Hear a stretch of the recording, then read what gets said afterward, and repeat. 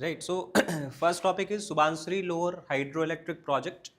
Subansiri is a river that we have discussed in class. Tributary of which river? Right. So we have Brahmaputra coming like this, and then Subansiri come from Tibet and join Brahmaputra. So Assam and Meghalaya recently, because it is hydro project. So what do we have? Power production. So Assam and Meghalaya have declined. Additional power purchases is not important. Yeah, this is not you have to focus upon. What is the reason? High tariff. Okay, hydroelectric project that is generated here has high tariff, availability of cheaper alternative, and it highlights issue of rising hydropower cost. So this is what we have to keep in mind from exam perspective. Generally trained. A question can be asked that over a long term in India we are seeing a decline in the cost of hydroelectricity generation. True or false? That is not true. Okay, because it depends from place to place.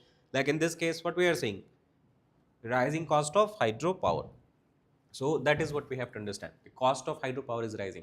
Again, this is just for fact. Initial tariff estimate was less than 2 rupees per unit. Okay, current tariff is how much? Almost 3 times costlier than this. So national average, if you look, even it is costlier than this also. National average is how much? 3, and this is how much? 7.7. So very, very costly compared to that. What is the reason behind this? Okay, you can say simple: time overrun and cost overrun. That means in the northeastern states, we have discussed in the internal security, what is one of the major problem? Projects are not completed in time as such. Because projects are not completed in time, if it was expected to complete in 5 years, now it is taking, suppose, at how many years? 10 years. What would happen to cost? Every year material price, labor price is rising up. So that is why construction was delayed 2011 2019. So almost 8 to 9 years the work was completely suspended.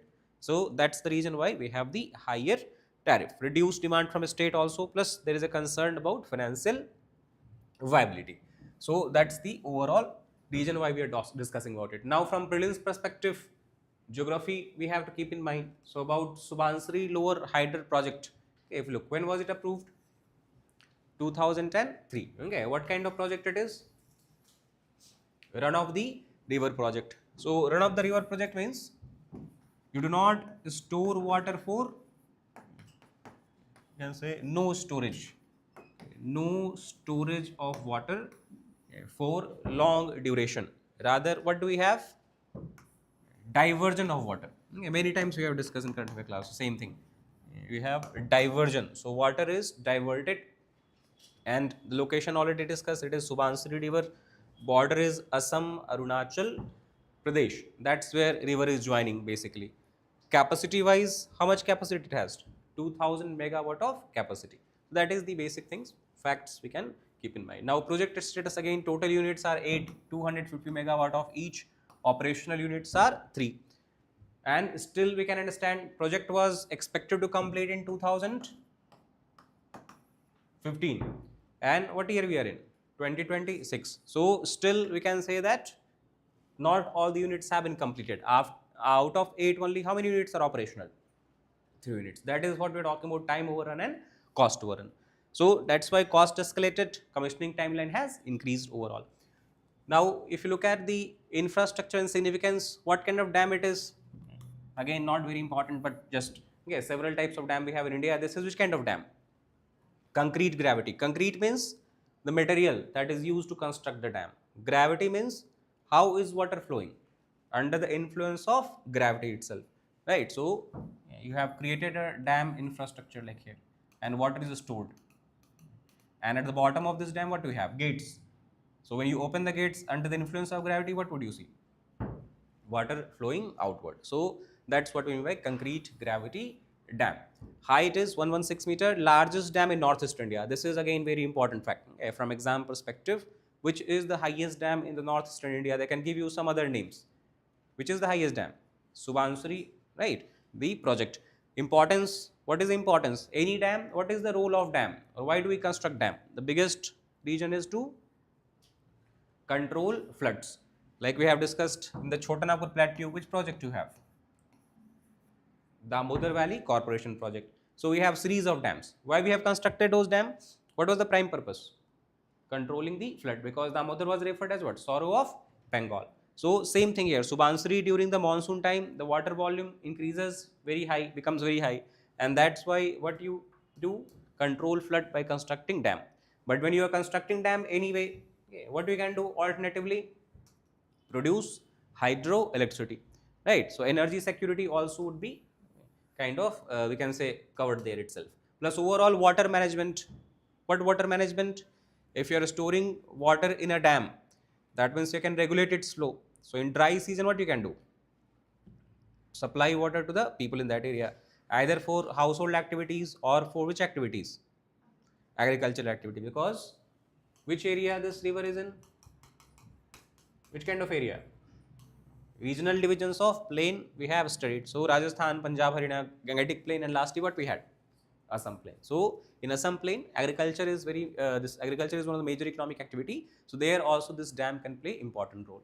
Now we have to study about river systems, okay, in the directly related to your syllabus, and that's the most important part of this topic. From current affairs, see, not all the topics of current affairs you have to read because something is going on, important is going on. Right now, like Assam and Meghalaya has stopped buying or has said that will not buy hydroelectricity, they are not going to ask question about it. Okay, that is 100% sure. But what they are going to ask question about? Why? Because this river is in news for 1 or 2 region. So news is not important.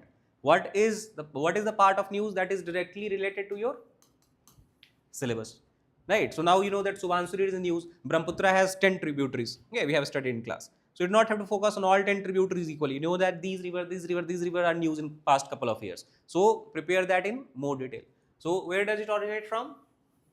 Tibet autonomous region. In the class we have drawn the diagram. So Tibet it is coming from and enters India by Miri Hills, flows through Arunachal Pradesh, Assam, and joins Brahmaputra river at which place? This is again important. A confluence we are talking about. So where is the confluence? It is the Jamuri Ghat. So this point we have not written in class, but this is Subansiri river is in news, so we can write about this. Jamuri Ghat, that's the place where river Subansiri meet river Brahmaputra. Nothing much. What is the ecological and strategic importance? This we have covered in class. Which is the largest tributary of Brahmaputra? That is Subansiri. Acha, Subansiri, I also told you, name is Subansiri. Why it is called Subansiri? Gold streak, basically. Okay, so alluvial golds were found in those rivers in earlier time. So largest tributary of Brahmaputra, part of Indo-Burma, biodiversity hotspot you have, Indo-Myanmar now we call it. Supports, what are the animals, environment perspective, these questions can be asked. What river you will find? See, this is the tricky part. Because, what kind of river dolphin? So in examination, if you do not know about it, and they ask you that Subansiri river is known for Gangetic river dolphin, if you apply logic, you will mark it incorrect because you'll think it's Ganga river. Subansiri is part of Brahmaputra river system. But same species is found in this river system also. So very important. Ganges river dolphin, hill stream fish species, and high hydropower potential due to steep Himalayan gradient. The reason why we are generating hydroelectricity, we are able to generate hydroelectricity is because of what factor?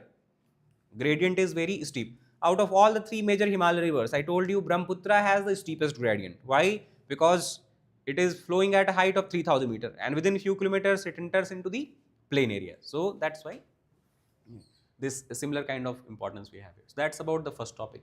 Second topic is again related to IAS, internal security. Central Armed Police Forces General Administration Act. A new act has been brought in the CAPF. CAPF we have studied in the internal security and challenges. So what are the part of CRPF? CAPF? Which forces? ITBP, right? We have border guarding forces and non-border guarding forces. Border guarding are which one? ITBP, Border Security Force, Assam Rifles, Sashastra Seema Bal. Non-border guarding forces are which one? CRPF, CISF, right? National Security Guard, NSG. So total 7 major forces are part of what? Central Armed Police Force. So that's where amendment has been or a new act has been brought in. Now when this act was brought in, what we are seeing? A large scale protest that has erupted and we are seeing demonstration at Rajghat and all, again to explain, okay, basically coincided with the CRPF Whaler Day also, the same day when we celebrate the courage of one of the forces, Central Reserve Police Force, the largest force of the CAPF. Same day what we are witnessing? Demonstration, right? Concerns over service conditions and leadership. Why protest is going on? Because people or the members of CRPF, CAPF, they feel that if this act is passed, it will adversely affect what? Their service conditions, their promotion, right? And their this leadership, this we can say, the possibility of carrying out leadership and all. So retired personals and families, they also have participated here because it is going to affect pensions as well. So it's not only the people who are currently working, people who have retired, they are also going to be affected by it. What they are demanding? Rather than new pension system, what do you have? You have to contribute as well as government will have to, government means your employer will contribute. In the old pension scheme, what do you have? Okay, so that's what they are saying, that we should go back to this. Second, they have stated that promotion should be done in a timely manner, time-bound promotion. And third is dignified career progression. Now, what is this demand? Because these are simple. Third one we have to understand in detail. I think we have covered that in class also. One of the problems of security forces we have discussed. What is the problem?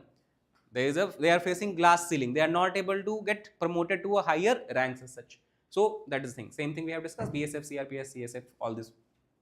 Now, what are the key provisions that has caused protest? So, first of all, what the new act brings? It basically says that many seats would be reserved. Seats means we can say many of the post ranks would be reserved for which people? Coming from the IPS themselves, not direct recruit. Because when you talk about like CRPF, how you can join CRPF? One is by a direct recruitment. You go and join the forces at lower level. Other is at a higher level where they are bringing the officers from the already existing IPS cadre that you have. So now they have stated that 50% of posts, that is at IG level. IG is Inspector General. It will reserve for who? IPS. 67% of post will reserve at which level? Additional Director General, ADG, second highest post. And the highest post, that is DG or Special DG, many times they are referred as. 100% of it will be who? IPS officer. So you can understand that you have joined this for CRPF example as a direct recruit. But you know that no matter how hard you work, you will never be able to reach the topmost post, or even your possibility of reaching at these posts are very less, because these seats are reserved for who? IPS officers. So that's why there is this problem, and MHA has been made as an administrative authority, and this act overrides all the existing laws that you have. So this is the biggest problem that CAPF face, because it clearly what you can say, this strike their motivation and morale. Okay, imagine that everyone is saying you that no matter how hard you're working, you are not able to get promoted after certain rank. So someone become SP, up to SP they can be promoted, right? Then will they have any motivation to work hard, carry out their duties diligently? No. Okay, so that is the reason why earlier Supreme Court has stated this is wrong precedent. Supreme Court has said that we should have reverse. Only 25% of posts at higher levels should be reserved for IPS. 75% of these should be reserved for who? People who are directly joining the respective police forces. So that is the point. Now, what government is giving its rationale that why we need to do it? Because they say that it ensures coordination with state police. We have seen in the internal security that most of CAPF, they are not working alone. They are working along with who? State police. State police is headed by which officers? IPS officers. And if CAPF is headed by other officers, government is saying that there would be problem in coordinating, cooperating, how to tackle and all these kind of things. But that is again, it is facing a lot of criticism. Second is, it will bring administrative uniformity. That means all the forces, whether it is central government forces or state government forces, it will be manned by which officers? IPS. And who largely is the controlling body? Even if IPS officers are working in a state, largely we can say they are controlled by central government. So overall, what central government is trying to do? It is trying to ensure that they have full control and command of all the forces in the entire India. Third is, it will also bring operational efficiency. That is the overall rationale they have given. Concerns, same thing I told you that in 2025, Supreme Court gave a directive that 25-75, 25% to IPS only, 75% for direct recruits. And this tackle other problem, because if you look at the real example, BSF, one of the most important border guarding forces, For 2 years, there were no head of BSF, permanent head we are talking about. Permanent DG, Director General is the highest ranking officer. So why there was no permanent DG of BSF? Because there was shortage of who? IPS officers. IPS officers are requested to be sent on deputation, okay, by a state government or through the state government. So suppose that central government want to appoint someone as a BSF head, and they have selected a candidate who is currently serving where? In Karnataka. So it's not that central government directly will say that, okay, from tomorrow you have to join BSF. That does not work. It does not work like this. They have to request Karnataka state government to release him. Then only once the state government release him, the person can be sent on deputation. The problem is due to shortage of the IPS officer, state governments are not in the condition to release them. Okay, because their law and order policing will get affected. So for 2 years, some DG from some other force, CRPF, CISF, they are basically looking into the BSF. So you can understand that you have so large force, two different forces, two different activities they are participating in, and single person is controlling them, commanding them. What will happen? It will obviously be difficult. So that's why efficiency, efficacy will decline. So that's why the problem would not have arisen if there was a provision of direct recruits being promoted to DG as such. If you cannot get IPS officers, you can promote the person from the force itself. He will take control and command. And also you try to think from this perspective. IPS officer who hates the police, who hates the force. It's not that he come and head it for like 5 year, 10 year or now. He is coming on short deputation. So 6 months, 8 months, sometime 1 year, 2 years. So by the time he understand that how this entire force work, what are the problems, challenges, how to improve it, what is happening? He already goes away. A new officer comes. So that's also one of the, in the court when the matter was put, is this point was put that if direct recruit is allowed to become and man the high ranking post, in that case they have all understanding of ins and out of the forces. They know that what are the problems, where we have to work upon. That would help in what? Making these forces much more better than bringing outsiders such as IPS officers. So that is the point. So promotion delay also we are seeing 15 to 18 years because upper post is manned by IPS. 13,000 officers will get affected. Low morale, same thing I told you, because of what? Dominance of IPS in the leadership as such. So this is the concerns, and that's why we are seeing protests erupting here. Third topic is related to exercise. In exercise, see, a lot of things we are discussing, but I told you many times in the class, in this current affairs class, that what is the only fact you have to remember from prelims perspective? Name of exercise, which wing of military is participating, Air Force, Army, Navy or all, and which country we are conducting that exercise with. That's all, nothing more is required. So this exercise Cyclone 4, it is between which countries? India and Egypt. So joint, which forces are participating here? Special forces. Every wing has its special force. Like in army, what are the special forces called as? Para-ISF, okay, they are referred as. Similarly in Navy, what are the special forces? In India we are talking about. What are they called as? Marcos. Okay, similarly in Air Force, what are the special forces? They are referred as Garuda. So these are the special forces. So from Egypt also, India also, we have seen participation of these forces. What is the objective? Overall, strengthen the bilateral strategic partnership that we enjoy with Egypt. And the focus was on what? Counter-terrorism and special operations. So no need to think about it. Most of the time when special forces are participating in training, they are doing this for the counter-terrorism purposes, carrying out special operations. That's the point. So exercise Cyclone IV. About the exercise, what kind of exercise? Bilateral military exercise, special forces we have discussed. It is a relatively new one. That's from where question can be framed as well. That the Cyclone IV was recently news. Currently, we have seen the 50th edition or 100, this not 100, but at least 25th edition of this exercise. True or false? That is false, because it has just started when? Back in 2023. So second, third edition we have. Held alternately in both countries. This is also common pattern you will see.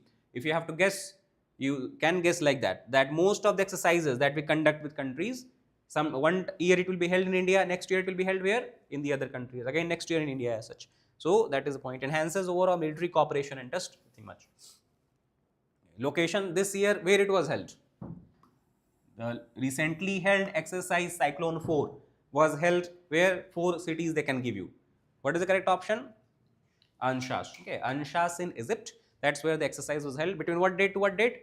9th to 17th April. Elite Special Forces we have discussed. Egyptian Special Forces participated. Promotes joint operational readiness. Okay, why do we need to carry out joint exercises? One is obviously to strengthen the bilateral this relationship. What is the other objective? Huh? Improve coordination. Why do we need to improve coordination?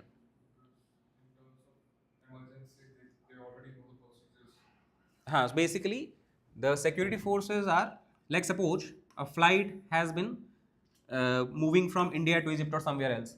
Okay, unfortunately, it has been hijacked, and where it has been diverted to?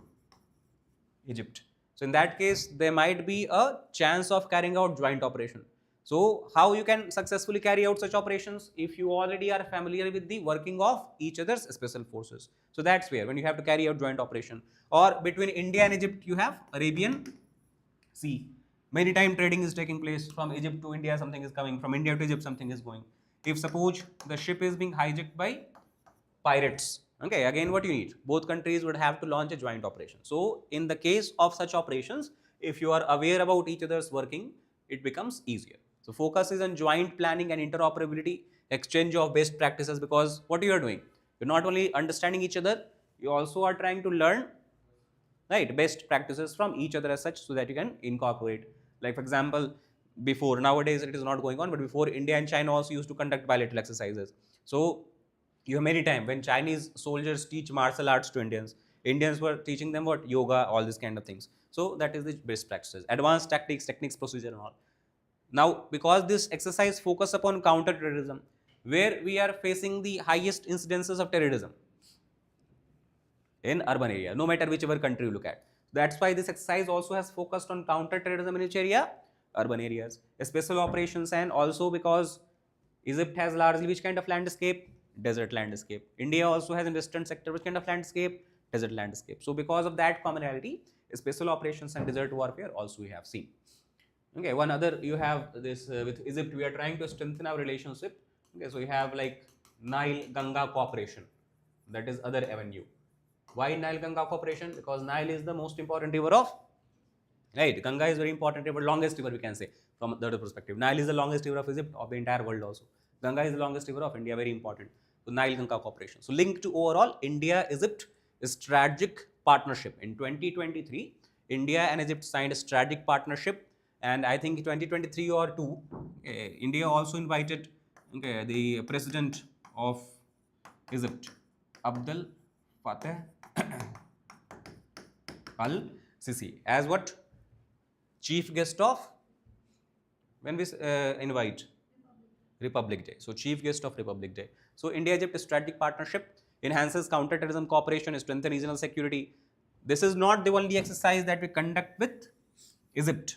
Other exercises we also conduct, such as what? Desert Warrior and exercise Bright Star. Right. So that is about strategic importance. Then next topic is related to Indian Army's UAS and loitering munitions roadmap. UAS, what is UAS? Unmanned Aerial System. UAS, Unmanned Aerial System. What is loitering munitions? Loitering means, this is the surface, for example. If enemy has to attack, several ways they can attack. What they can fire? One way is by missiles. Missile flow at what? Fly at what? Much more higher altitude. Loitering munitions are such munitions that are flying at what? Very, very low altitude, low height as such. And because they're flying at low height, many times radars are not able to pick their signature. So they escape radar and are able to cause significant damage here. Like in the recent Iran war also, what we are saying, Iran has been using a lot of loitering munitions and such. So very close, nearby surface, or we can say very at low elevation, this kind of munitions fly and this attack. Now strategic technology vision Indian Army has unveiled. Focus is on what? Modern warfare and indigenization. This is very, very important. If you have been attended current affair classes, this is the recurrent theme that we see coming up. All the sectors, whether it is Navy, Army, Air Force, what government is trying to do? Bring more element of indigenization. Like in naval development, we are seeing there is general train. 75% of the content that we are using to manufacture, where we are sourcing it from?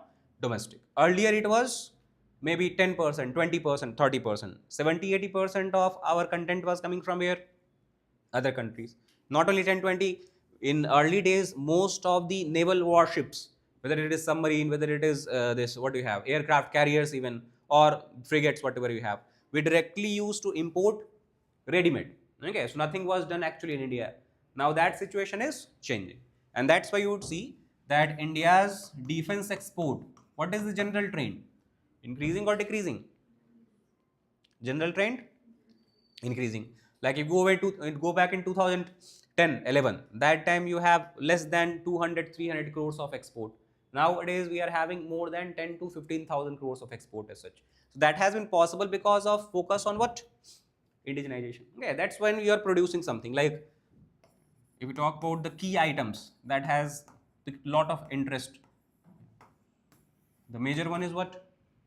BrahMos, okay, the missiles that we have developed jointly with Russia. So many countries have shown their interest in that. Second, what else? Other is Akash air defense system that has proved its mettle in the recent Indo-Pakistan war also. So all of these is possible because we have focused on indigenization. And the Pakistan war, what is the one biggest lesson that we have learned from Pakistan war, or even by looking at the Iran war or Russia-Ukraine war? Huh? Media. No, how the war is different compared to how it was fought 20, 30, 40 years back. So basically now war is not being fought in a conventional methods like bringing tanks, artilleries and putting hundreds and thousands of soldiers and all that. Now war is more of having which dimension? Electrical, electronic dimension. Unmanned system is largely being used. So what Pakistan did, how Pakistan attacked? They did not send their soldiers at the border this time. What they have sent? Swarms of drones. So hundreds and hundreds of drones at the same time entered into Indian territory. They have sent missiles and all that. So that is example of which kind of warfare? Modern warfare. In Iran also, we are not saying that US has sent their troops on the grounds, or Israel has entered into Iranian territory, or Iran's have mobilized their troops and all that. How they are fighting? By using, right, the system itself. So that's the thing. So released in New Delhi. So Government of India, Indian Defense Ministry also has taken note of it, and we are trying to develop in the same area. The strategic indigenization, that is what our goal is. And this we can understand from the fact that till now, though we are trying to heavily reduce our reliance, which is our largest defense partner? Biggest one is Russia. Right now, 65% of entire defense import is from Russia. At once upon a time, it was more than 80-85% and all. But what is the problem we faced? Like, for example, we have ordered S-400 missile defense system from Russia, right? The deal was, I think, of 5 or 6. 5. But how much we were able to get? Only 3. Why? Because Russia got engaged in its own war. They do not have resources to manufacture it, or their what you can say, manpower is also missing there because people are engaged in war and all that. So that is a time when Pakistan launched war. Now in this time it was not a very full-fledged war, but imagine that China, Pakistan both launch attack. Can you do with 3 S-400? No, because we have 2 fronts, Eastern Front and Western Front. From both sides of enemy's attack, you have to prevent and protect your critical infrastructure. That's why we need 5. So that 2-3 will be on the Western Front, 2-3 will be on the Eastern Front as such. So what it showed to us, we cannot rely on any country because they can have their own problems. Situations can change anytime as such. Same thing we can say with US also. US has been supplying weapons to Ukraine, right, for several years as such. US has been supplying weapons and arms to the Middle Eastern countries. And we have signed a deal with US. Okay, for example, many things like Chinook helicopters we have deal with. We have the Seahawk helicopters we have signed deal with. So again, the entire defense manufacturing or defense industrial complex of USA right now is engaged where? To provide for its own military in the case war becomes more bigger. Can we expect that we will get timely delivery? Low possibility. But we need it because we are already facing persistent threats. That's why, what is our focus? Indigenization. We cannot depend on anyone else, no matter how good our friendship is, but on ourselves. And that's why it will provide a long-term clarity, because how will you develop defense ecosystem, industrial ecosystem? Only if they are sure that even in the future, Ministry of Defense, DRDO and not DRDO, Ministry of Defense and this we can say Indian Army will keep on buying goods for them, right? If suppose it is just a kind of short-term trend, then no one will try to become bigger and such. No one will try to invest so much in this money, so much money in this. That's why such kind of this policy, when you make it very clear, it gives a clear message to who? Industry, academia, R&D, because they understand that in the future there is a very big scope. So private players also, you can allow them to enter and carry out manufacturing. Same thing, enables focused investment in priority defense technology and strengthens indigenous capability development. So almost similar point. So that is the overall objective of the policy. Second point highlighted in the policy is bridging of operations and technology. That means currently we have a kind of disconnect. Many of the labs you have, even DRDO, DRDL, they are developing their own technology, right? Based on some new, what you can call as, some new inventions they have made, some new patent they would have done, somewhere else they have learned about something from other countries. But is it connecting to our military needs or not? If we are investing money on that, if we are developing some technology, is it directly related to our operational military needs or not? If not, then we should not focus so much on that. We should focus on what? Where our military needs it. Example we can take is of laser weapon system. Till now we have focused too much on development of various types of missile, cruise missile, ballistic missile, different ranges and all that. But again, what we are seeing, like drones. One drone cost how much? Somewhere 30,000 to 50,000. One drone. If suppose one drone has entered, suppose two drone has entered, three drone has entered, and you are neutralizing it by firing what? Missile. One missile cost how much? 10, 20, 50 times more than drones. What we are doing? You might think that you are winning the war, but economically you are bleeding. So what we have to focus upon? If the threat is cheap, our weapons would also be relatively cheaper. So that's what Israel has done. What it has done. So for example, Lebanese, Iranians, they have been sending swarms of drones. So Israel has invented laser weapon. So this laser weapon is like kind of laser, this laser is their very strong laser. It directly goes and gets incident on the drone. Due to its high temperature, what happens? Drone's electrical components, electronic components get damaged and drone falls there itself. Understood? So that's why now government of India also has said that similar threat we are also facing, as clearly seen in Pakistan war. So they have announced what project? Durga project. So this we can say, is it connecting to our operational military needs? So that's what it says, that we should focus on such kind of technological development. Promotes a structural planning and demand-driven innovation, builds a robust drone ecosystem, because drones are going to be the major element of the modern day warfare, even today, tomorrow, or several years later. So this is something that is missing in India. And Pakistan, they have imported a lot of cheap drones from Turkey. They have very good defense ties with Turkey as such. So this, during the war itself, Operation Sindoor also, we have seen the this lot of shipment from Turkey has come here. That is the reason why also our relations with Turkey has become kind of bad. So that's why we have to invest heavily on developing drone ecosystem.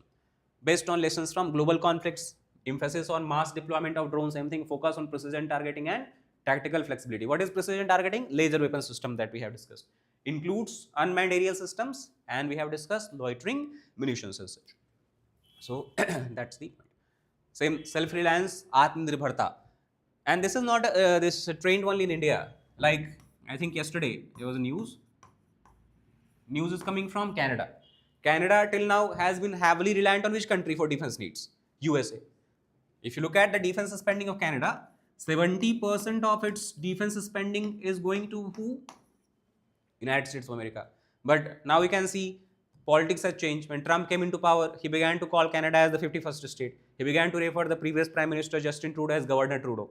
So if a country is trying to indirectly send you messages that you are its extended territory, what it would propel you to do? Become more Atmanirbhar, self-dependence. That's why Canada has stated that now we are going to change it.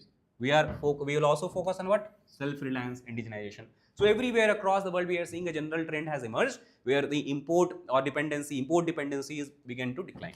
Whole of nation approach, collaboration, armed forces, industries, startups, all of them will have to collaborate, and that is essential because till now majority of our defense need is met by which agency?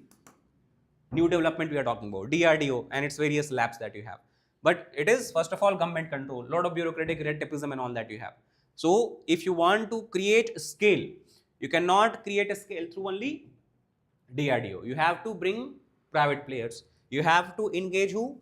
Startups. Why startups? Because we're talking about drones. Who can build it better?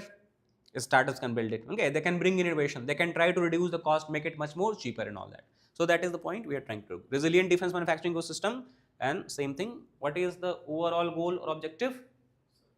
Reducing import dependency. Right. So diversification also we are seeing. So dependency obviously it will not be reduced so fast. But how we can ensure that we do not get caught off guard? Yeah, we are trying to build dependency also, reduce dependency, but at the same time, what we are trying to do?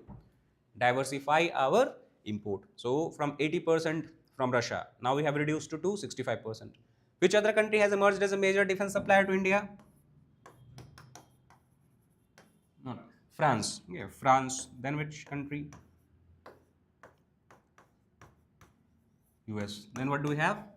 Israel. So these three countries, France, US and Israel, after Russia, they have emerged as a major supplier, and clearly you will see this effect in the Air Force. Like if you go back 10 years, most of our aircrafts, fighter jet aircrafts are of what model? Russian, Soviet model. We are operating Sukhoi, we are operating MiX, okay, Mirage. Mirage is from France actually. Now what we have included, the recent one, right, Rafale. But again there is a problem. The deal is getting this problematic for India. Why? Because France has stated they will not transfer the source code. Okay, source code through which you can, because the fear that India is operating this Russian weapons also, Russian system also, French system also. So Russia might use to get their hand on the right source code and all that. So that's why they are saying that we are not very comfortable. Okay, because on France, like Rafale, you can put BrahMos, right? So that's why. So that is the problem. If you are dependent on any other country, cannot get full control as such. So that's the point. Indian Army's US long-term munitions roadmap, strategic technology vision, focus is what? Modern warfare indigenization, released in New Delhi. I think we have discussed that, right?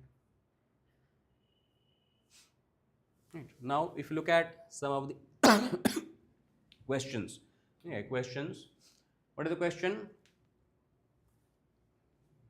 With reference to Subansuri Lower Hydroelectric Project, consider the following statement.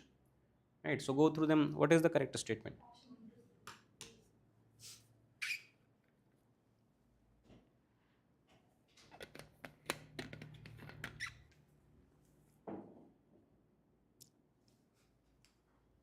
What is the correct statement?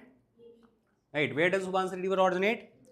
Tibet. Okay, so run of the river project that we have discussed, and that's where you can also try to think about with Pakistan. This I think we have discussed in class. What is the dispute we are running? Indus Water Treaty, you have this Kisan Ganga River dispute. Why? Because we built which kind of project? Run of the river project. But Pakistan objected to it. Why? They said that you are reducing our water supply. Because as per Indus Water Treaty, Chenab, Jhelum and Indus, their control is with which country? Pakistan. So they stated that you are violating it. So matter was referred to Permanent Court of Arbitration and all that. And there they stated no. Okay, India is right because they are building which kind of project? Run of the river. That means they are not obstructing the water flow. What they are doing? They are simply diverting the water, generating electricity, but the same volume of water still is flowing where? In Pakistan as such. So that is the point. Largest hydropower project in Northeast India, capacity we have discussed 2000 megawatt. Project has faced cost escalation mainly due to what? Delays in construction. So that's the correct.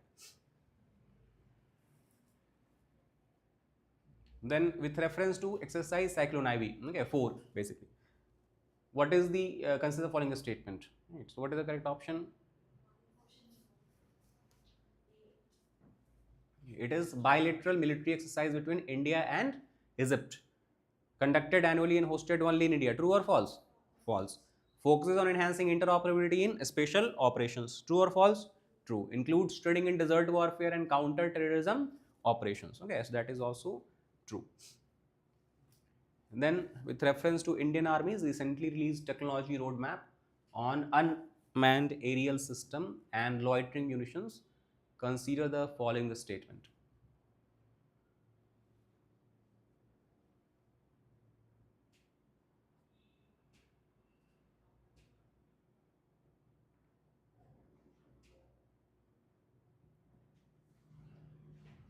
What is the correct one? 1, 2, and 4. Aims to align military operational requirements with domestic industrial capabilities. True. Promotes what? Demand-driven drone ecosystem in India. Focuses only on precision targeting and excludes mass deployment strategy. True or false? False. Okay. It supports objective of self-reliance in defense manufacturing. So generally in the this prelims examination also, whenever you have this kind of extreme word, what is the word? Only, extremely, always. Okay, so make sure that you think about it before marking it correct or incorrect. Like before marking it correct, because most of time such extreme words become incorrect. So that is what you can try to do here. So one you unmanned aerial system you have, and one term that we use related to that one. That is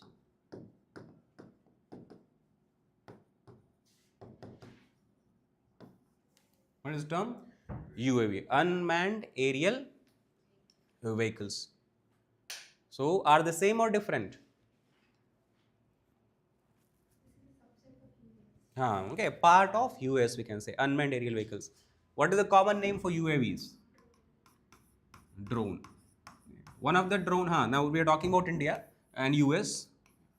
The one deal that seems to be in jeopardy because of the Iran war is this particular thing. Mail drone. We were trying to import mail drones from US, but now it is not sure that whether they will be able to give us at time. What is mail drone? What we have? Medium altitude, and what else? Long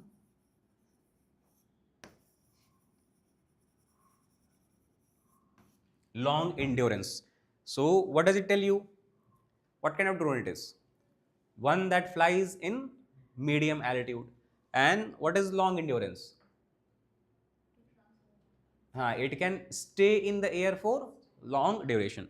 So such drones we are trying to import from United States of America. And apart from that, you also have this, what is the name? Reaper.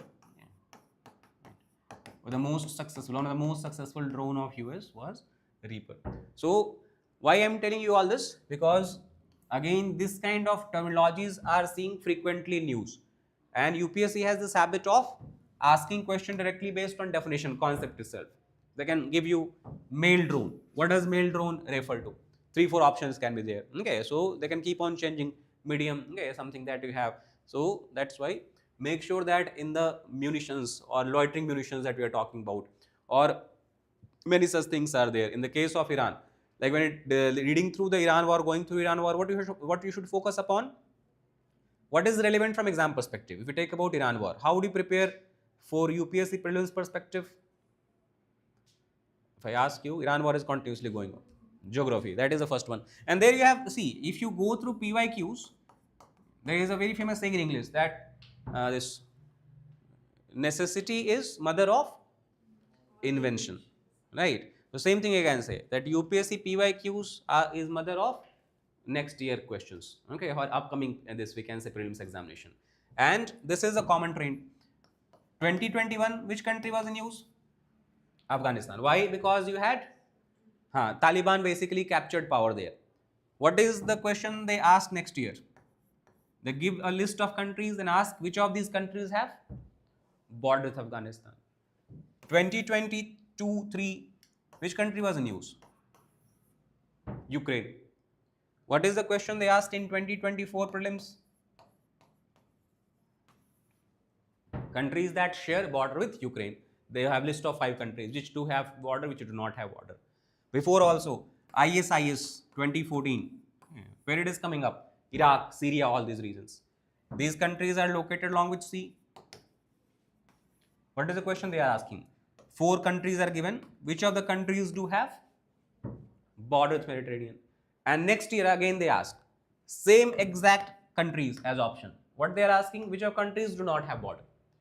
Understand? So many such questions, and it is not only in mapping. You'd be able to see questions in climatology, we have discussed, are continuously being repeated as such. So like isotherm concept we have discussed, right, in the class. So you will see 5, 6, 7 questions that is being asked continuously from isotherm. Almost every year question directly and indirectly based on isotherm concept is being asked. So you understand that this is what most important topic. So if you go through PYQ, you carry out analysis, you do not have to just go through and solve them and understand it. Okay, I have solved 80 out of 100 or something like that. That's done.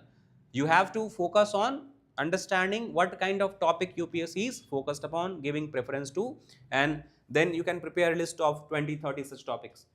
Focus and emphasize them more. Okay, so that would enhance your probability of success as such. So that is something everywhere you will see such kind of trend being. So that's all about this particular week as such.